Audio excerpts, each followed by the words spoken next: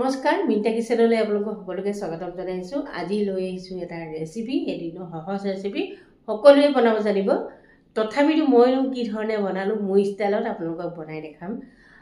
গাহৰি বনাম। আপোনালোকে যেহেতু গাহৰি ৰেচিপিবিলাক খুব সঁহাৰি দিয়ে, মোক ভাল পায়, গতিকে ধন্যবাদ জনাইছো বাৰু। আৰু যিসকলে গাহৰি নাখায় তেওঁলোকে বাৰু নাচাব, আৰু যিসকলে খায় খুবেই ভাল পাব ৰেচিপিটো। অকণমান গাহৰি আনিব আৰু মই যেনেকৈ বনাইছোঁ তেনেকৈ বনাব, একো ঝঞ্ঝট নাই, ঝেমেলা নাই। আৰু যিসকল বেচলৰ তেওঁলোকে আৰু ভাল পাব, কাৰণ একো ঝেমেলা নোহোৱাকৈ মই বনাইছোঁ, ঝঞ্ঝট নাই, মছলা দিব নালাগে। গতিকে কেনেকৈনো বনালোঁ আপোনালোকে ভিডিঅ'টো চালে গম পাব। যিহেতু এতিয়া পাচলি বতৰ, ওলকবি, মূলা, ফুলকবি, মটৰ, গাজৰ আৰু কত কি, গতিকে তাৰে অকণমান মই পাচলি মিলাম। যিহেতু গাহৰি মাংসত যিকোনো পাচলিয়ে মিলে বাৰু, কিন্তু বনাব জানিব লাগিব। গতিকে ভিডিঅ'টো বনাইছোঁ যেতিয়া বোলো আপোনালোকৰ মাজলৈ লৈ আহোঁ। গতিকে ভাল পালে এটা লাইক কৰি দিব। যদি চেনেলটো নতুনকৈ আহিছে মোৰ চেনেলটোত ছাবস্ক্ৰাইব কৰি ল'ব, লগতে কাষতে যিটো বেল আইকন সেইটো অল কৰি দবাই থ'ব। তেতিয়া মই নতুন ভিডিঅ' আপলোড কৰিলে আপোনালোকে গম পাই থাকিব। তেনেহ'লে বেছি দেৰি নকৰি ভিডিঅ'টোৰ মাজলৈ যাম। এইখিনি গাহৰি বইল কৰি দিছোঁ, বইল কৰিছোঁ, ভাতত নিমখ দিছোঁ ইয়াতে। এইখিনি বইল কৰা হৈ গ'ল, এতিয়া মই এইখিনি কাঢ়ি ল'ম। সেইখিনি হ'ল আদা নহৰু। এতিয়া সেইখিনি ভিডিঅ'টো কাট খাই গ'ল, মানে মই ভিডিঅ'টো মাংসখিনি দিওঁতে কৰিছিলোঁ, কিন্তু নহ'ল। ইয়াত মই তেল দিয়া নাই অকণমানো, ডাইৰেক্ট মাংসখিনি সেইখন কেৰাহীতে দি দিছোঁ। এতিয়া ইয়াত দি নিমখৰ বাদে এতিয়া একো নিদি ইয়াতে গাহৰিৰ পৰা তেল ওলাব দিম, মানে নিমখটো দি দিয়াৰ কাৰণে গাহৰিটোৰ তেলটো ওলাই সহজ হয় আৰু।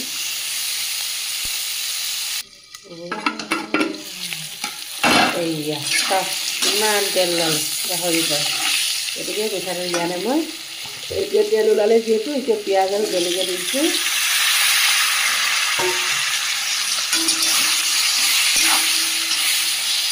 তেল আৰু আদা নহৰুখিনি মই থেতেলিয়াই লৈছিলোঁ।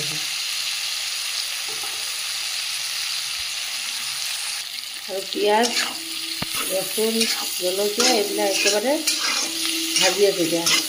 যাতে এইখিনি ভজাৰ পাছতহে পানী দিম মই, যিহেতু মাংস সিজিব লাগিব।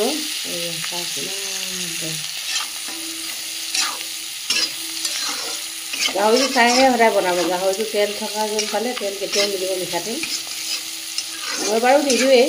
যদি আপোনালোকে কেতিয়াবা দিব বিচাৰে তেল নথকা মাংসতহে দিব, কিন্তু গাহৰিটো তেল থাকেই। কেতিয়াবা কিছু কেতিয়াবা তেল নাহে বাৰু।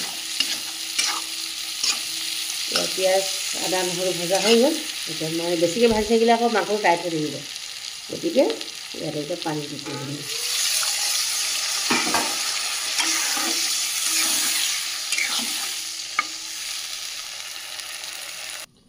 এইখিনি হ'ল মূলা। মূলা এই ধৰণে দীঘল দীঘলকৈ কাটি লৈছোঁ। এতিয়া যিহেতু মূলা ছিজন, গাহৰিৰ লগত খাই খুবেই ভাল লাগে। আৰু ওলকবি এই ধৰণে কাটি লৈছোঁ। আৰু গাহৰি মাংস অকণমান হ'লেও যদি চব্জি অকণ মিলাই দিওঁ নহয়, চব্জিখিনিয়ে খাই খুব ভাল লাগে, মানে পাচলিখিনি। গতিকে যিসকলে মূলা ওলকবি দি নাই খোৱা গাহৰি খাই চাব। বিশেষকৈ বেচেলৰসকলক কৈছোঁ, তেওঁলোকেতো বনাবলৈ ৰান্ধিবলৈ অলপ বেয়া পায়, হয় নাই? অলপ গাহৰি আনিলে ওলকবি মূলা তেনেকৈ বনাই দিলে এখন তৰকাৰী ধুনীয়া হৈ যাব। গতিকে মই আৰু চাই এতিয়া মাংসখিনি এইখিনি দি দিম মই। এতিয়া মাংসখিনি পূৰা উতলি আছে।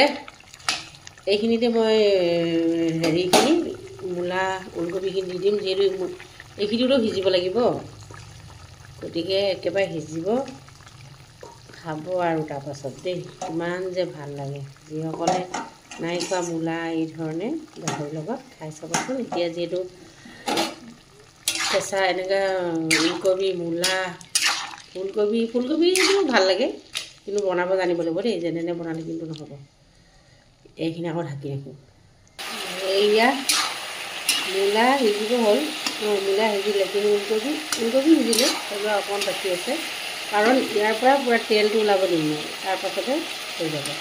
আৰু বেছি এটা শব্দ হৈ যায়, এইফালে মই চব্জি বহাই আছোঁ, সেইকাৰণে শব্দ হৈছে।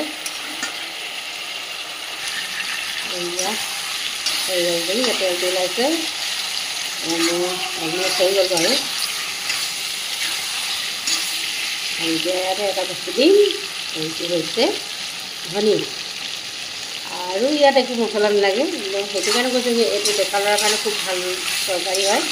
মাংস অকণমান আনিলে, মূলা আলু মিলাই দিলে, আদা নহৰু অকণমান থেতেলাই দি দিলে, লগত জলকীয়া আৰু ধনিয়া পাত বছ হৈ গ'ল।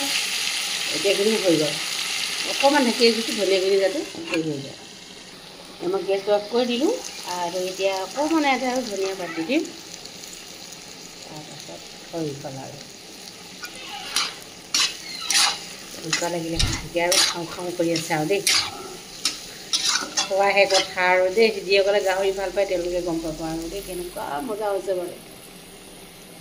তেনেহ'লে আজিলৈ আহোঁ, বাই বাই দেই, খাবলৈ দেৰি হৈছে।